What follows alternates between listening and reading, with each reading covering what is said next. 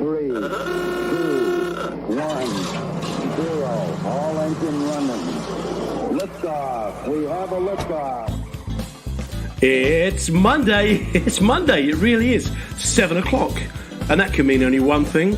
It's time for Reading the Signs, where me, Comedy John Ryan, and my comedian pals from all over the world are going to be talking about comedy, well-being, why we do it, how we cope. And that's where we need your help. We need you to send us your top tips for well-being. Be part of the show. Drop a comment in the box on YouTube, on Facebook, on Twitter, on the mensradiostation.com website. It's going to be a great show, much better than last week. What we're trying to do is think exceptional, which, funnily enough, is the motto of WJ, our show sponsors. WJ are the UK's leading road marking and highway maintenance company. They're working with us, we're working with you.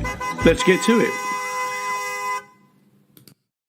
3, 2. Well, we did it. We're here. Hello, you, whoever you may be. I'm John Ryan. I'm going to be wearing really loud shirts occasionally because it's kind of summertime, isn't it? Welcome along to our first show, Reading the Signs, with our very special guest tonight, Dom Holland, legendary comedian, author. He does it all, this bloke. If he was a footballer, he'd be Phil Neville. Plays any position. We've also got the voice of reason coming on later on, Pete the plumber. His name is Pete, and he's a plumber. So kind of makes sense to call him Pete the plumber, really, doesn't it? What we're all about, though, is using comedy and humour to try and get you guys talking to each other, talking to us, engaging, just on the subject of well-being, mental health. It's not going to be dreary. No. We're not practitioners. We're not doctors. We're not consultants. We're just guys who can make people laugh. And sometimes in making other people laugh, we help ourselves. Each week, we're going to ask you to leave us your top tips for well-being. So if you've got anything that works for you, please do share it, because if it works for you, it may well work for everybody else as well. We've all got the key to each other. So we want your top tips. We're also looking for your best jokes, because we are comedians and we do like to have funny things to talk about. If you get a chance, tell us any funny stories you want to share, anything that might have happened to you this week, anything that might have happened to you ever. Do bear in mind, though, that if it is really funny, we'll use it. Yeah. Okay. There's a lot of things that we need to talk about. So please be mindful of your language. Even though we're comedians, not everybody listening to this will be. So do kind of have a little think about what's going on. So we're talking about, how we got into comedy, why we got into comedy, and what we do. And one of the reasons we're able to do this show is because we've been sponsored by WJ, who are the UK's leading road marking company.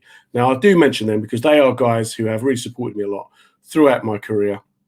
And tonight it's no different. They're a great bunch of guys. So I will start the ball rolling. What do you call a factory that makes okay products?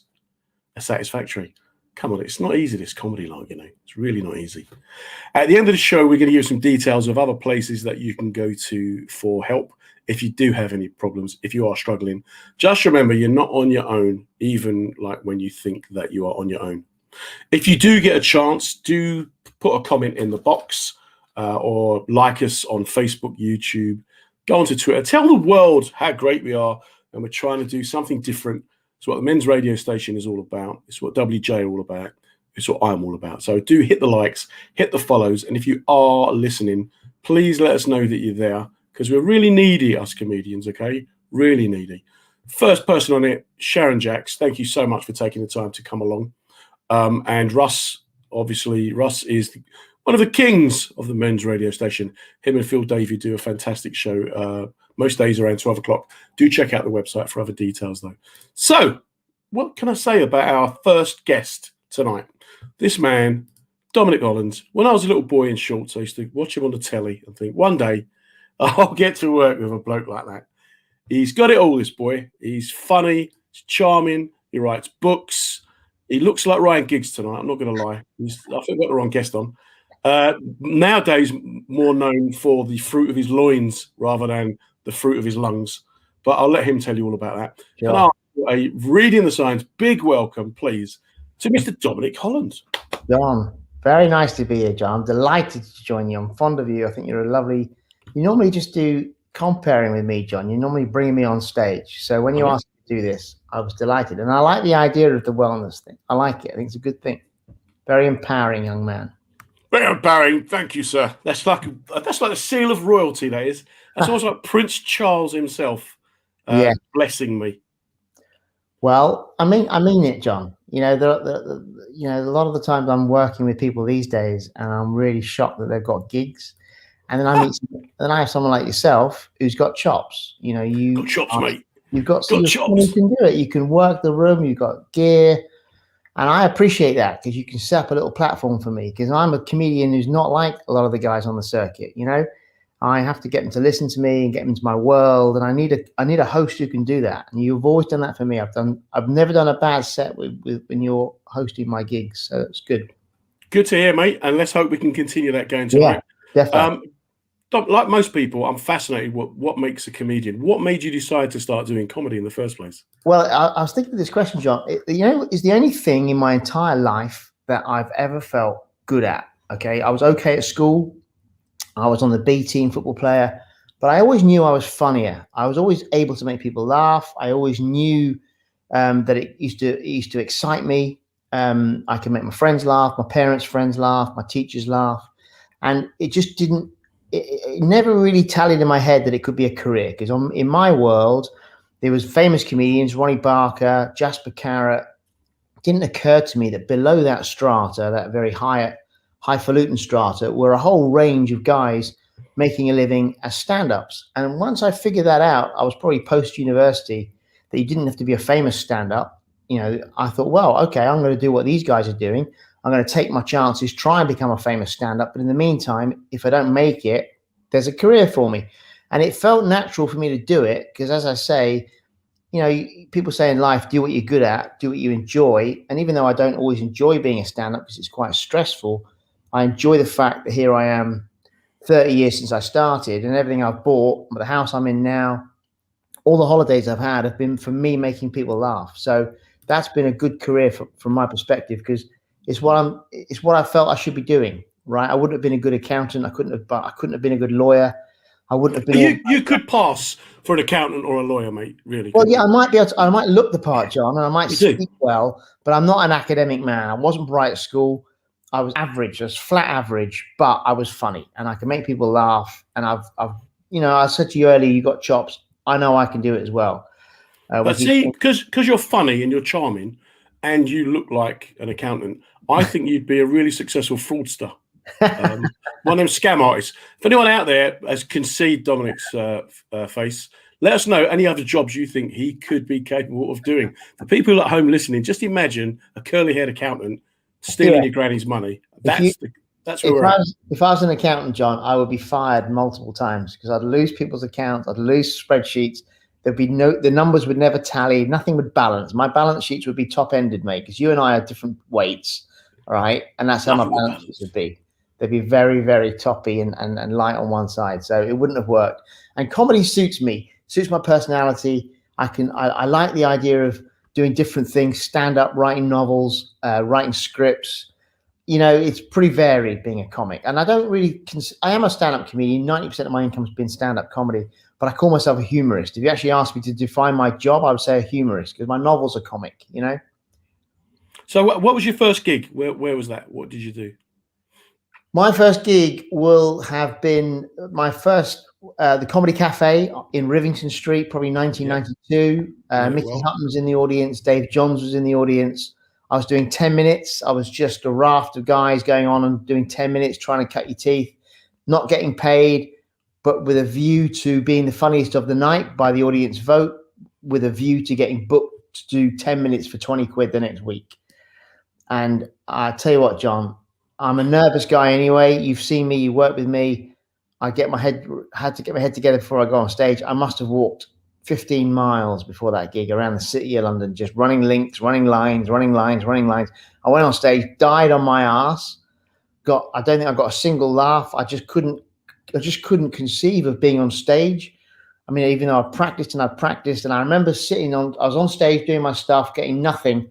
And I remember a girl, she leant over to her boyfriend in the audience and she said to her boyfriend, "This bloke's not going to last." And even though it was obviously a hard thing to hear, I honestly had a moment where I thought, no, you're wrong. I'm coming back next week, and I'm going to continue doing this. And then That's amazing. It's amazing because the first time I ever saw you, I took my girlfriend, and I remember her leaning into me and saying, "I'll tell you what, this boy, he's not going to last." I was just thinking as well, 20 quid, the fees haven't gone up, have they? For the benefit of our American listeners, £20 is about $35. So you went back the following week. What happened? Well, the following week I went back and I did really well. And some of the material I did the following week stayed in my set for my very first one-man show in Edinburgh, at which I was fated. That was the year that I was fated as the brand new next new star of comedy, going to make it. This kid's going to be a star. And you know, and some of that material was in my second show I've ever been on stage. So, and I got good quite quickly. Russ is there, second, lovely bloke. Russ is making some nice comments, but I got quite good quite quickly as a stand-up. Okay, so when I was going to clubs doing 10-minute half spots, I was the seasoned pro's nightmare because I'd be before them. I'd go on stage, smash the room apart with just 10 minutes, and some of the guys after me were like, you know, so I wasn't so popular because, you know what it's like. You don't want to follow someone who's done well. You want to follow someone who's had a bit of a smelly gig. Yeah. Well, I was quite good quite quickly, and I was making it difficult for pros going on after me. So, but I think I plateaued. I got to a point where I got to where I am now. I could do stand up, but it didn't take me long to get there. Some people take 2 years to find their feet on stage, and I got there quite quickly. That's quite amazing for me to listen to because obviously, for most people, if you've been on a telly, you've made it. You're successful as a comedian, and you were very much a face that I used to see a lot on the telly. Daniel, but he's black and white though. You know, well, no, but seriously, and then you disappeared. What happened? Well, I'll just get into that. I did a gig on Saturday night, first gig back in post-lockdown at the Banana Ballon, and I was closing the first half. And the lad who was closing the gig, I didn't know his name. I can't remember his name now. Johnny something, tall bloke, bald head bloke. And he said to me in the dressing room after my set, he said, "I used to watch you on Des O'Connor, and you had a big impact on me."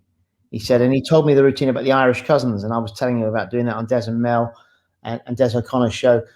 What happened to me, John, is I have high levels of confidence, I think, compared to the ordinary man in the street.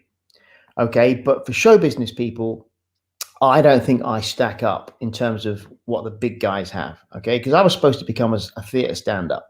I was predicted to become a famous comedian, like Jimmy Carr, like Eddie Izzard, like Lee Mack, and it didn't carry on for me. I think because I get very nervous, and I think I was found out, and I ran out of confidence.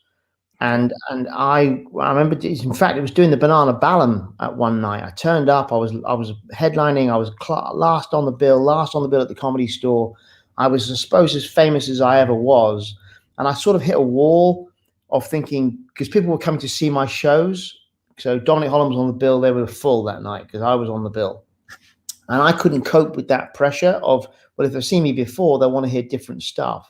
And I had to take I wasn't forced to take a break, but because I had done enough telly for me to get corporate gigs, I was able to hide in corporate world. I was getting really well paid to be a stand-up. No one could come and see me doing gigs. So I could do stuff without worrying about repeating my stuff. And I took a long time out just doing corporate gigs, earning a lot of money.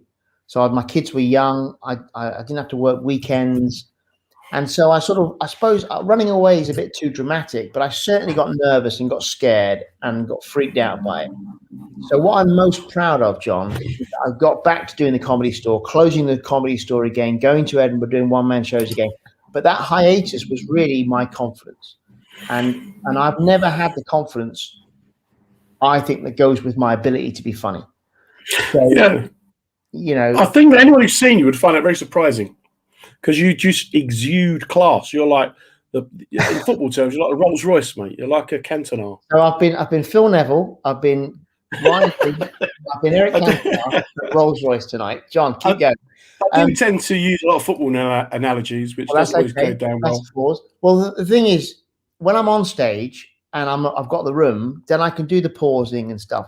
But I'm only as good. See, I'm only as good, John, as the gigs that. I suppose what I'm trying to explain is when I'm doing a big show like the Comedy Store, 500 people, I let them dictate to me the show. And I think the best stand-ups have got the balls to make any room fit them. So remember that gig we did for Windsor, and there was a tiny crowd and 9 people. something like that. Sat So in that, a half circle. yeah, It was that's like the Oregon Trail, wasn't it? so that gig for me. That's the gig I look at and I think, well, I'm going to do this on my terms. I don't need a microphone, and that gig, that's where I can become as good as I can be. Whereas that's because I felt I could boss that room because there's so few people there. When you give me a massive room, then I don't. I'm not able to make that room. I can make the room respond, but I've got to do it in context. And I think the best stand-ups are able to boss any room. And so I'm not denigrating myself. I know I can do it. If you watch me on YouTube, you can see me doing gigs at the store and stuff, and I can smash any room. But it's quite an ordeal for me to be Dominic Holland, to be the comedian, and it's not something I take for granted. I don't just walk on. I've got to get my shit together. I've got to get on, get my links worked out. I can't be chatting before a gig. Got to get my stuff together. I did the Banana Ballum on Saturday, and probably from 12 o'clock onwards, I thought about nothing but the gig. Wow. I didn't just rock up and do it. I had to get my head together. It's been months since I've gigged. And that's quite attritional for me. It takes a toll. Do you know what I mean? It's got to be tiring to be mentally on it and doing it. Yeah. I can drive, get out the car, walk into a room, go on stage, talk nonsense, get off, come back. I also used to be able to eat. And then they'd go, please welcome your next act. And I'll just quickly finish whatever I'm eating, go on stage and bash out a gig. And other performers used to think there was something wrong with me. But then I've noticed that with you, John. When I've done gigs with you and you're hosting, you do have this. Some people fake it and they pretend they're fine, but you do genuinely appear to be a man who is on stage entirely at ease. And I look that way, but it's a fake with me because I'm smiling and I use a lot of pauses. It doesn't feel natural to me. So that's something which I think is drawn quite a lot of energy from me. And but I love being a stand-up, but it isn't, even though it's natural to me to be funny, the idea of going on stage, I'm not a show-off person. I don't need to be listened to. I don't go to a dinner party and I'm always listen to me. I'm a comedian. I'm quite a quiet man, quite a shy man, but I can make people laugh. So for me, getting on stage has always been something which has been a little bit of a ramp. So then, as a kid, were you quiet? Were you nervous? No, I wasn't quiet. I wasn't gregarious. I'm a friendly bloke, but I don't particularly need the spotlight. You know, there are certain stand-ups who come off stage, like Lee Hurst, for example. He comes off stage and he's finished. He wants to be on stage. He needs the oxygen of being on stage. Whereas I come off stage and I'm delighted to be off stage. Lee's delighted going on stage. I'm delighted having done a smashing gig and I can get off. You know, whereas I think Lee goes off and he's then depressed because he goes back to his ordinary world. There do seem to be a lot of performers who come alive when they go on stage, but then I wonder then when they're off stage, like their personal lives, their social lives. I had a barbecue, I remember about 3 years ago, and I invited 2 comedians. Yeah. And both of them said, no, they were just, regular, just average comics, no one famous. No. But both of them said, where is everyone? I said, well, there's like 50 people there. They're look, he's a plumber, she's a nurse, they're people. You went, oh, right. And one of them actually thought it was a networking opportunity. He goes, well, you know everyone. Surely you're going to have famous people. I'm like, no, not really. Not really. Yeah. Because it's just that you excel at what you do, and you're from a time when people became famous through talent. But now it seems that they get famous from doing something outrageous or just looking, It's a strange time to be a stand-up, John. I mean, we could talk about this, how hard it's going to be to get gigs going forward. Certain age, you got to be, it used to be just about can you rock the room, and it's now no longer that. It's not how funny you are is certainly now secondary, to who you are. But I draw an analogy with. I suppose to demonstrate my point, Jimmy Carr is a comedian who I admire. Jimmy. He's a nice bloke. He's been good to me. But here's a story about Jimmy. So he did a gig locally. He did a gig in Wimbledon. Okay. And my friends were there at the gig. Quite a big gig, 400 people. And he had a real stinker. Okay. He's already famous and he had a complete stinker. And he didn't go well. He got heckled and he walked off to the sound of his own feet. And my friends were like saying to me, bloody hell, Dom, I was really surprised. I was at this gig. And about, I don't know, 3 months later, I was at the Grosvenor House Hotel doing a corporate gig. So a good earner.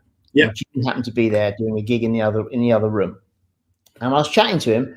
How you doing, Jimmy? Chat, chat, chat. And I didn't do this to trip him up. I was genuinely intrigued because he told me about NLP. He told me about his processing. Mhm. And I said, Jimmy, hey, Jimmy, I saw you did a gig in Wimbledon. How did it go? And he looked at me in the eye and he said, great, just great. Now, here's the thing.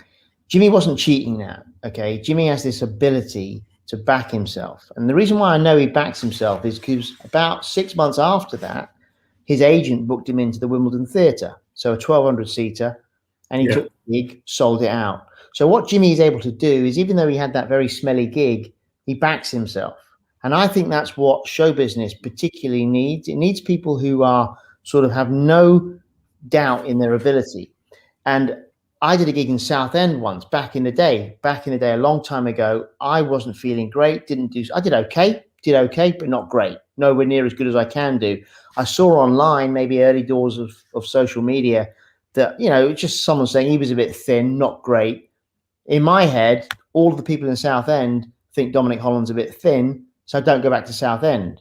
Whereas Jimmy, who had a really smelly gig, no problem. I'll go back to the theatre. And I think that's what distinguishes Jimmy and makes him a star. He's a big star in America. He's making shed loads of change in Britain. He can play theatres. And that, I think, distinguishes a great stand-up from someone who makes it. Because there's lots of great stand-ups who can make it. But I guess it's how we define making it. If I could just remind anyone who's listening, put us a comment in the box on Facebook or on YouTube. Do follow us on all the social media networks. Let us know what you're thinking. Let us know that you're there.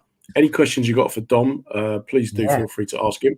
We're going to look for your top tips on well-being in a while. Any jokes, any funny stories, just join in the chat, join in the debate.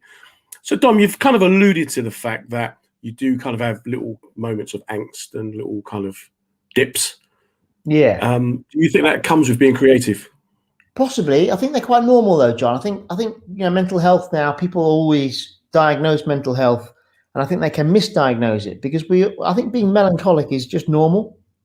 You know, I think when you're doing what we do and we deal with massive rejection, so you're trying to get gigs, you don't get gigs, or you get a gig, it doesn't go as well as you hoped. You write a book, it doesn't sell.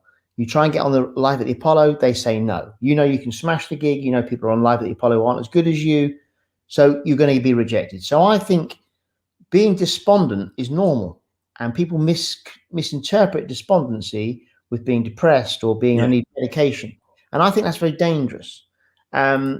I am, you know, happily married for a long time, 4 kids, successful home life, got mates locally.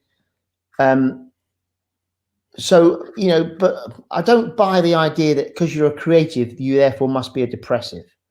I just think because what we're doing is so oversubscribed, there's only so many people can get through, you're going to have to deal with inordinate amounts of no. And most people in a profession, you have your job, it's 9 to 5, you earn 30 grand a year. That's it. You turn up, you do it, you get home, you get paid. Our game is much more frenetic and eclectic and based on what we can create. And you have to suffer, as I say, people saying don't like that, even if you think it's good. Maybe someone you don't rate saying that doesn't work, even though you know it does because you've done it in the clubs. And I think that's, therefore, in the creative world, you have to accommodate disappointment. I do see that. I understand that. I think that there is a problem at the moment with resilience. And a lot of the time, resilience comes from rejection. Okay. Yes. No one could heckle me to the extent that my mother would. So, you know, I just grew up with it. You know, you're stupid. So you can tell me I'm stupid. It makes me really hard to argue with because you can't offend me. So it just is pointless. You do appear bulletproof, but I you know what, John? I think that's a good point. Resilience, it does come with life as well, because everything's relative, isn't it? Okay, so even if you're a stand-up comedian who's not been rejected, let's imagine let's take someone like Jimmy Carr, for example. He's just accepted and he's now a star in America and Britain, but he still has things to deal with. Okay, he wants to try and stay there. So he's now a theatre stand-up. He wants to stay a theatre because normally guys don't stay theatre stand-ups forever. You come down from the theatres, when your audiences get older. So there's always pressures and demand on a creative person. If you're a novelist, you got to write another good book. You got to write another good book. You got to write a new TV series. But I am resilient, and my wife often says to me, "You're tough as nails," because I've tried to make movies, didn't happen. I've tried to write best-selling books, didn't happen. I've written books that people love. I've written novels that people absolutely love, but I've made, chump change compared to what I've made as a stand-up. So I've had to be resilient, John, just to keep going. And I feel my resilience is based on I rate myself, which is a little bit of a criticism, not a contradiction of what I said earlier about backing myself, but I do think my output works. I did the Banana Ballum on Saturday. I was on stage and I knew I had the entire room completely in the palm of my hand with just my thoughts. And when I write a story, people like my story. So in my head, my resilience is part of I'm trying to justify my output. So I want to do something that validates all of my backlist. My thing is though that surely that angst it doesn't give you that creative drive, or do you think that possibly you're just as happy without it? Yeah, possibly it does. I mean, I don't know. I mean, I wouldn't. You know what, John? I couldn't do it if I felt I was forcing it. If it wasn't natural and it wasn't real, the audiences were genuinely laughing. I mean, I see people on TV now, famous TV comedians, and I know that they've had to edit that set. They've had to put on false laughter. They've had to do false cutaways to other comedians' reaction shots because that person isn't funny enough to be on the TV. I wouldn't do it. I couldn't be a comedian unless it was real. I just couldn't do it. I just find it difficult sometimes to understand how people who are, as good as you are, cannot, that doesn't lift them. Because I've never seen you have a bad gig. No, but well, I do have I have bad gigs by my standards, John. And I'm a thoughtful man. I like the idea of doing this, but I'm conscious of not being funny in this interview, but I'm just chatting to you about my life. But everything's relative, isn't it? So I have my own standards. And if I do a gig where people are leaving going, "Oh, he was all right," that's a bad gig. I want people to go away going, "Gee, he was worth watching. I'd love to see him again. I like my friends to see him." What did he say? How did Dominic Holland talk about this? You know what I mean? And try and remember your gear. But it's a wonderful thing to be able to do. My 4 boys, I have seen every single football match or rugby match they've ever played in. And so that's a great privilege, Yeah. Does that not give you then grounding? Does that not? It does, John. And it gives me great privilege because, my brother's a lawyer. He did get the brains. He's got the big house. He's got the big house with a pool. But he hasn't seen any of his kids play any sport because he's always grafting. He's always in the office. So being a stand-up comedian for me has been very bountiful because it's allowed me to be a great dad. I've been there with my kids. My kids have benefited from dad being around. And John, look, even though it exacts a toll on me, I've loved being a stand-up, and I'm still a stand-up. I did a gig on Saturday, and I came off thinking, you know what, I can still do this. I can rock that room. And I said to my wife, it feels great. It didn't feel great that I've done a gig. I said it feels great that I can do a gig, that I can really, really still do it. And I'm pleased I found it. Because I would have been average doing everything else, and I'm better than average as a stand-up. But is that enough for you, though? Are your standards high? Do you think that because you're continually testing yourself and questioning yourself, that you're creating a problem? Possibly. I mean, I always get embarrassed when people call me a legend or they say to me, Dominic Holland, one of the best comics in the country, because, I've never done live at the Apollo. I haven't done stand-up on telly in 20 years. So I don't like false modesty, but I think you got to put things into context, into perspective. If I was a legend stand-up comedian, I would have done live at the Apollo, and I haven't. They haven't asked me. Even though I've tried to get on it, they won't use me. So Michael McIntyre, he was able to circumvent all of that nonsense. He was so damn good, they couldn't ignore him. Yeah. And good for Michael. He's a brilliant stand-up. But also, wasn't it about timing with him? Wasn't the market right for a friendly, family, fun guy? Yeah, possibly. But I can. John, I've got 2.5 hours of material. I could split down into 10 minutes, and I'd smash live at the Apollo. But the BBC are happy to not use me, so that doesn't strike me. That's why I'm embarrassed when people call me a legend, because I think. Right, I'm going to stop now. Then it's Phil Neville. It's very flattering. It's very flattering, but I think it's a little disingenuous because I didn't make it in that respect. I didn't become a theatre stand-up. I think I had the talent, but I don't think the talent was matched by the mindset that Jimmy Carr has to, get out of my way. I'm coming through. I was always a little bit apologetic, grateful to do a good gig, and I see some of the guys who do make it, and they are fearless, and I have been. Yeah, but also, but you can't be punished for being nice. It's that thing of, what are you prepared to do? I can say with some confidence that some of the top acts on the UK comedy circuit have never seen their sons playing football and would never reach out a hand to a fellow man. So, I remember once saying, probably an unfair analogy, but when I started out, Jimmy Carr, McIntyre, then were on their way to greatness. Yeah. And someone said to me, well, why didn't you make it? And I said, but I've traveled the world. I've paid for a house. I've written TV stuff, radio stuff, written plays. Yeah, I'm great. I came back from Switzerland once, business class, for free, right? Because where I'm from, for free is important. And the missus was with me, and a woman next to her said, so what have you been doing then? She went, oh, well, John's been, he's a comedian, he's just been doing this show in Zurich. Yeah. She said, oh, would I know him? She said, probably not. She goes, oh, well, why isn't he on the telly if he's any good? And I took my eye mask up and said, well, it must be pretty good because they're paying me to go business class, love. And put my eye mask down again. I thought, I always wanted a job that gave me luncheon vouchers. That was going to be my mark of success. Well, yeah, success is relative. And the fact that I am still a pro stand-up, and as I say, I've bought this house, and all through being a funny man, that is definitely successful. I've got a successful marriage. So I am a success, John, but I just want to put things into perspective. When I did Des O'Connor, when I did the Royal Variety Show, and I did Have I Got News for You, and I was on television every week, it didn't occur to me for a second that I was going to have 20 years just dropping off the telly and never being able to get back on it.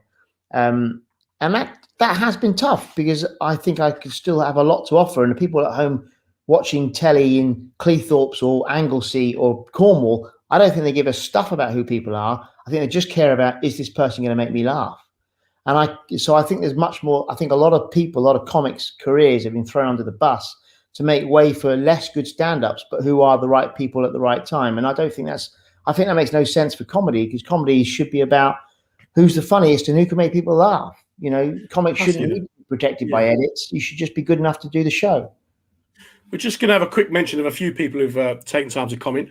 Andalib Lily said that she saw us both at Windsor's gig a few years back. Oh, brilliant. Look at that. There you go. Not just Cleethorpes or Anglesey, pal. That's one of the things about Windsor's gig. I love Windsor. Yes, and I like, what I love also about being a stand-up, John, is because I think it's quite a hard game.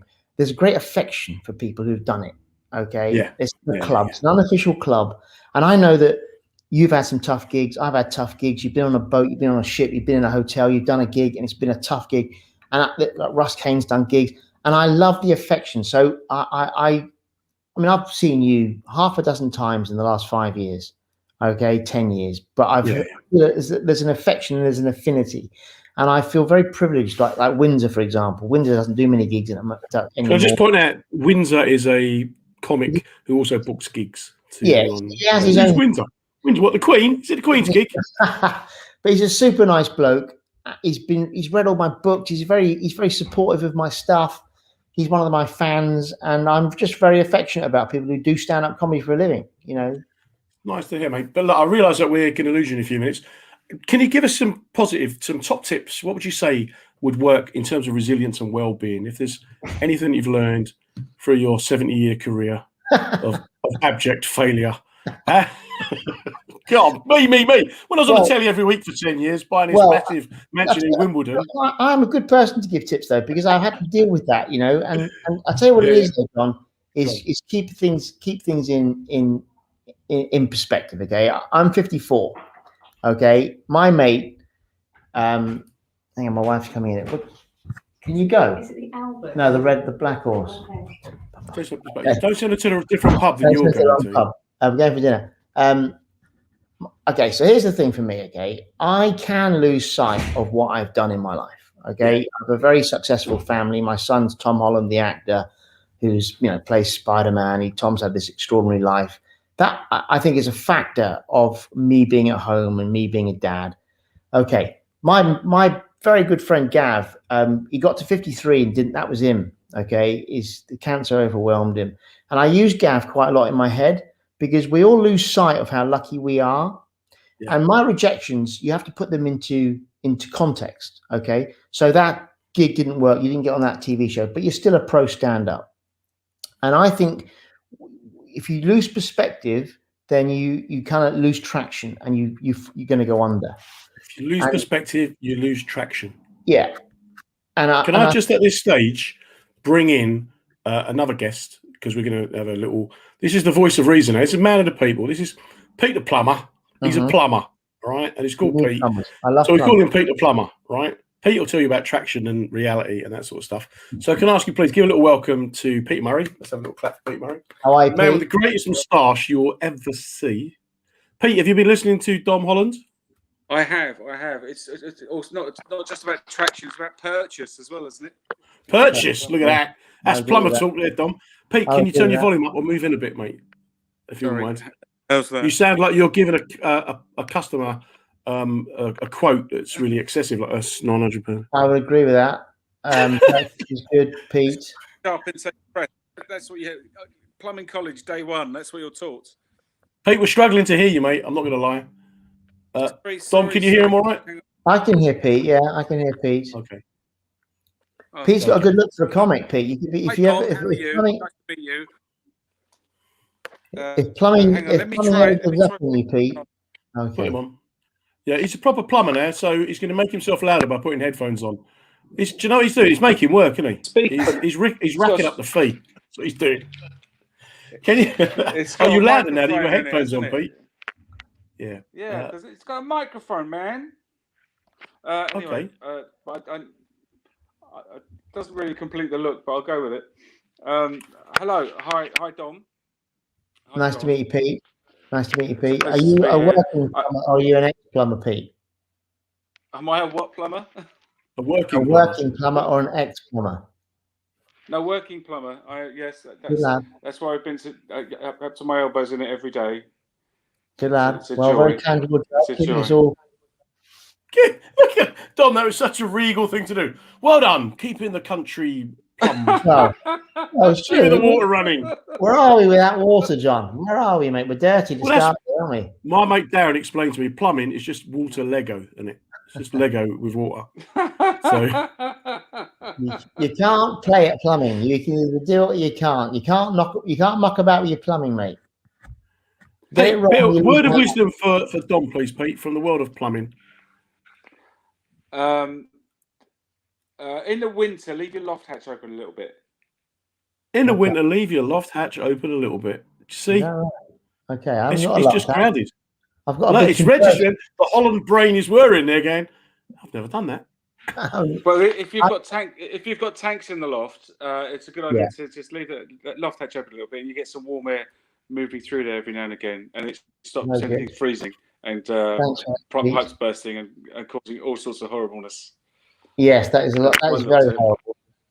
Now what's interesting about that, as blokes, right? Peter Plumber will quite happily give you some plumbing tips, and you'll go, "Oh, I'll do that." But if Peter Plumber also told you to check your free piece every night or feel under your armpits for lumps every morning in the shower, you might go, I ain't got time for that. I'll do the loft. Not doing my balls. Of course you would. You would listen to my advice. Just look at my mustache. You're not gonna. You look like one of the Guess Who characters come to life, Pete. For people who are listening, Pete looks like one of the world's strongest men from the circus of the I'll do 1930s. that. Pete is a regular comedy goer. Pete, have you ever seen Dom Holland? Yeah. I have seen Dom Holland at the Comedy Store many years ago. And it was very good. Was it the old store, Very Peter? much. Was it the old store at the Leicester Square one or the Piccadilly Circus one? The old one, yeah. Ah, the old shaped room. That was a terrifying Leicester room Square. to play. Yes, Leicester Square in the old nightclub. Yeah, that was a terrifying room. I used to do the late show there. That's where I cut my teeth. I was playing there from I was probably 27 to, I still play it now. So, and it's you haven't done it, have you, John? You didn't do the store, did you? I did one or two nights there, and no, I just went tick. To be honest with you, I don't care if he's listening. I didn't like it. I didn't find it very friendly. The gig is great. The audience are great. Yeah. But many clubs you go to, and they seem to like to make the acts feel good, so you'll go and do a better gig. But I also always felt at the store like you were doing them a favour, really, Sure. Well, Well, I suppose it's the biggest club. It's the old, But I mean, it's not a gig you ever take lightly. You want, I've never done a bad gig there, but it's belt and braces. But I'm surprised, John, because I would see you as one of the more able natural stand-ups I've worked with, and you would be fantastic at the Comedy Store. So I don't know why you haven't ever got through there, mate. I'll give him a go on your say-so. Yeah. Now, Pete, what made you become a plumber, mate? Well, at school, were you like always tinkering with taps, or were you like the? No. It's one of those weird things that I kind of fell into it. In as much as I used to work in the film business before I was a plumber. Right. I used to be a camera operator. And about 16 or 17 years ago, I had an injury. I ruptured my Achilles tendon. Jumping around my kitchen like an Egypt on a drunken Friday evening. And it just went ping and put me out of work for about a year. Wow. So I realised I had to do something to make up the shortfall, and I found that the film business is very fickle, and they like to use the latest guy or the most healthiest guy. Yes. Rather than the guy with one leg. It's very difficult to run around with the camera with one leg. Yeah. Yeah. It's unless they want hoppy can. I would have been perfect at that. Hoppy can, genius, so invented by Pete Murray on this show, me and Dom, so we get a credit for that as well. Sorry, Pete, one more time. If you could just lean into your microphone a little bit, please, mate. If you could lean forward and just talk like you were telling one of the kids upstairs to get their shoes on. Yes. And then that may, your words of wisdom. So it's funny when you meet comedians, you always go, "What's your favourite gig? What's your favourite joke?" Peter Plummer, what's your favourite piece of pipe then, mate? Copper. I reckon he prefers a 50mm plastic himself. What is it? Copper. 15mm copper is his favourite. I quite like it. I like a bit of chrome on copper as well. That's quite nice, isn't it? A little bit of chrome. Well, Pete, I think we're going to have to leave you there, mate. Your words of wisdom have been great. I'm going to speak to you later and buy your microphone because Pete's going to be a regular feature on our show. He's going to come on as the voice of reason, but obviously when we can hear him. So, Pete, thanks ever so much for coming along, mate. Dom, do you want to say goodbye to Pete? Peter, very nice to see you. All right, thanks, John. Sorry about my connections. Bye, Not a problem, mate. Well, that's the longest conversation I've ever had with a plumber that didn't cost me anything. He's a good guy, Pete. He could be a comedian himself. He's one of these people who is just naturally funny. When I first started doing comedy, I thought all comedians were going to be naturally funny. Was I ever surprised? Some of them are. I'll tell you something. Some of the very best stand-ups are not funny at all. They're quite serious. I mean, I'm thinking of Eddie Izzard is a man who's peerless when he's on stage, but off stage he's very serious, very driven. But yeah, you get people like Lee Mack who's just funny off stage and funny on stage. But as I said to you earlier, being on stage is quite a demanding place, and some people get bigger. Al Murray gets bigger, and most people get smaller. I think I get smaller. My jokes get constrained, whereas Ross Noble, Al Murray, expansive minds, and have the confidence to as I say, dominate the room. And they're the guys who tend to go on and make it, and they deserve their time. I mean, I love the fact that it is still really a meritocracy, because even if you are on the telly, it's only if you're good on the telly that people will go out and pay the money to see you. So Flanagan is filling arenas because people want to see him. Hilarious, man. He was always hilarious. But people want to see him, you know what I mean? And I don't care who's on the telly. If we can think of comics on telly who are playing empty houses because they're rubbish. But Flanagan, Mickey, is just a great stand-up, and people want to watch him work. And so that is a meritocracy. And same with Lee Mack, same with Milton Jones, and same with Al Murray and Ross Noble. But the thing is that comedy is so subjective. So no one would really, ever. It's not. Well, you really, wouldn't go up to a bus driver and go, "Mate, you're rubbish." No, but I mean, it's not really subjective, because it's indisputable. If someone's smashing the room with their own gear, then they're smashing the room. So it's not that subjective. I mean, there are comedians you might not like, but really a good stand-up is kind of apparent. You know what I mean? It's not like poetry. You might not appreciate a poem. If someone tells you a fantastic story and it's comic, then that's a funny bloke or a funny woman. But yeah, I take your point. Like, the Mighty Boosh might not be everyone's cup of tea, whereas someone like Lee Mack is much more accessible. Michael McIntyre is very accessible. Other comedians are more eclectic. They're more difficult to get into. I'm thinking of people like, I don't know. I think the Mighty Boosh was a good example. Martin Sohn, do you remember Martin Sohn? Yeah, Martin. Martin. I used to cry my eyes out laughing at him. Yeah, but he's Marmite. A lot of people walk out. That's exactly it. So half the thing that made me laugh was the fact that everyone else would be looking at me going, "What is this guy laughing at? Why are you laughing?" Yeah, no, Martin's. Yeah, I mean, Martin and his wife Vivian. I mean, again, talk about the affection. When I see Martin, I saw Andy Smart on Saturday night. He was in the he was in the audience at the Banana Ballum. So I've done the gig, and Andy Smart was in the room, and I'm so delighted to see Andy. I've not gigged with Andy for a decade, but it doesn't matter. That decade just went, and I grabbed him. Not supposed to hug at the moment. Sod that. Massive hug. Lovely to see you, Andy. How you doing, mate? Because I know we have this affinity, and I think that's something I cherish as a stand-up. And that so, what's the future hold for Dom Holland then? What's the plan now? In lockdown, John, I've written 2 books. I've just finished writing a new novel. I published a novel. So I published a novel. I've written a non-fiction book, which I published, and I've written a new novel. I've just put Eclipsed onto an audio book, which I've been doing for the last 6 weeks.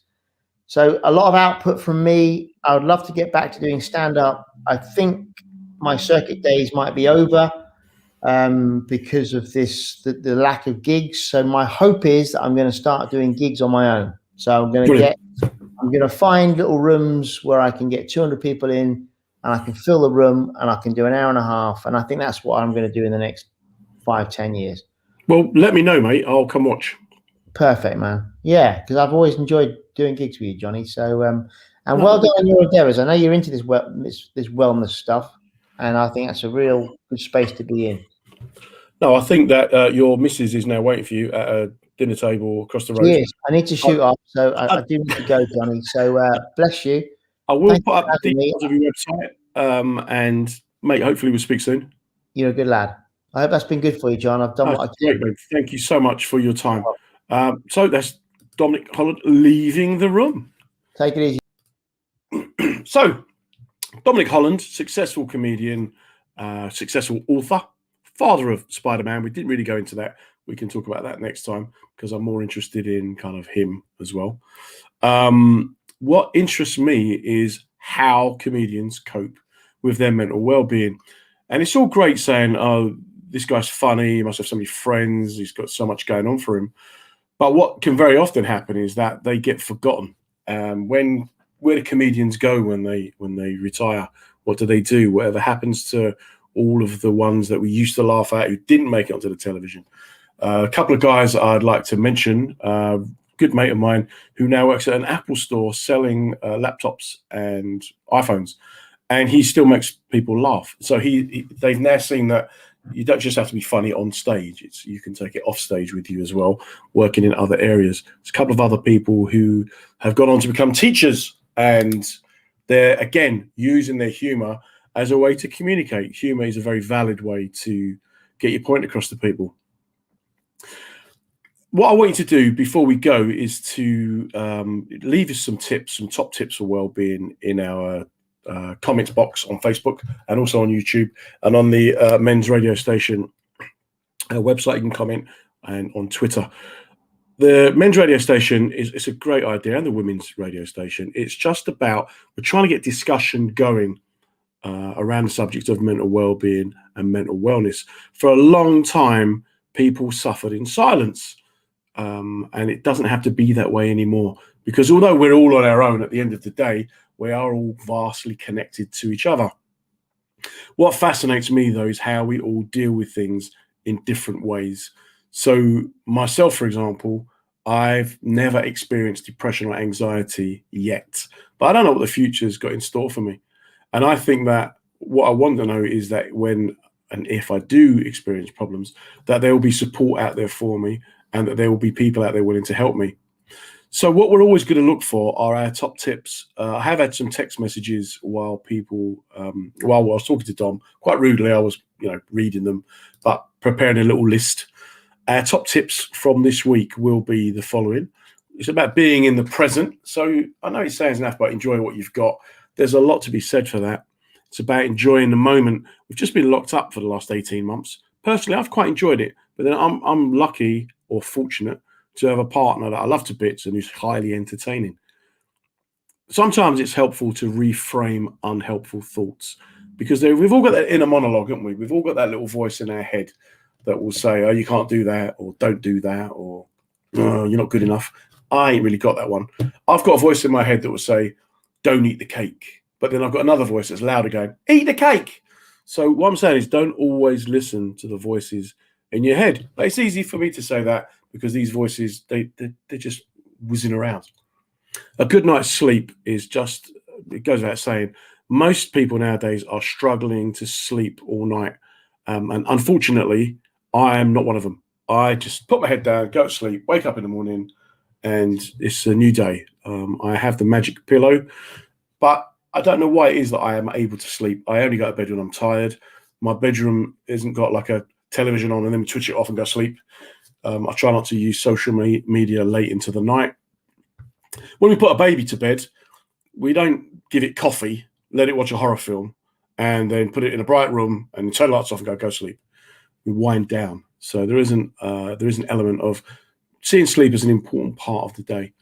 One of the best things you can do for mental well-being is to connect with others. Just to remind people, I'm not a practitioner, I'm not a clinician, I'm just a bloke. And these things work for me, and these are tips that other people are willing to share and say, yeah, maybe it does work. But how do you connect with others when you live on your own? Maybe you're isolated, don't have any friends. There's got to be steps we can take for those of us who aren't struggling to reach out to people and kind of just offer them a hand. Obviously, wash your hands thoroughly. Remember to do your thumbs as well. But offer that hand up to people, because like I say, we're not on our own in this game of life. And finally, this week's last tip is about living a healthy life. Next week is Men's Health Week, and the guy that I was hoping to have on as a guest, a really hilarious comedian, he had a stroke yesterday, and he's only in his 40s. So that really made me think about living a healthy life as opposed to not. He's in hospital, he's recovering, and we'll get him on in a few weeks' time, and he'll tell us all about it. His name's Marcus Birdman, really, really funny guy. But it made me think about the reality and fragility of life. Living a healthy life, what does that mean? Well, does it mean don't smoke, don't drink, go to bed early? What does it mean? I think it's more about doing things in moderation. So it's about smoking less, drinking less, eating less. Some of you will probably no doubt be going, as this guy looked in a mirror. But of course I realize I am moderately to slightly out of shape. There's a reason for that. It's because I go around Europe telling men how to take care of themselves. And if I looked fit and buff and healthy, then they wouldn't take my message seriously, would they? Nobody wants to hear advice from a bloke who's cracked it. Really? But what I will do is I will pledge that over the next few months as we do this show, I will make efforts to get fitter and healthier. If anyone out there would like to join me on that journey, then please do let us know how it goes. We know to avoid smoking. We know to cut down on drinking. We know not to inject ourselves with uranium. We know not to breathe in dust. We know not to drink crude oil, because these things are toxic. One of the best things you can do for your mental well-being is to avoid toxic people. Toxic people and toxic conversations will drain you and hurt you as much as any toxic substance, probably apart from uranium. But think about it. People that you got in your life, if they bring you down, why are they in your life? If people are there just sucking your energy off you, if they're what I call energy vampires, why are they in your life? A lot of the time, it's because we're related to them. But you can always say goodbye, close the door, see you at Christmas. Think about things you can do to start taking your own mental well-being more seriously, and think about things that you can do to help others as well. And maybe, you know what, we can start making a change, making a difference. Tonight's been our first show in our new format. I really want to thank people who've not come along and listened to one of my kind of shows before. Each week, we're going to have a comedian who's going to come on, and we'll also have a voice of reason. You know, it'll be Pete the plumber. We may get another. Hopefully, Darren will come on. Darren the Spark. So you never know. But we're also going to get some women on as well. So it's not just exclusively for men, because men's radio station and its sister station, women's radio station, are all about challenging stigma and stereotyping, raising awareness of well-being, and trying to get the conversation going. We're not going to cure people. We're not going to fix people. We're not going to solve everything. But we're going to get the conversation going. One of the reasons we're able to do this tonight is, I have to mention them again, the guys that are sponsoring the show. They're called WJ. They're the UK's leading road marking specialists.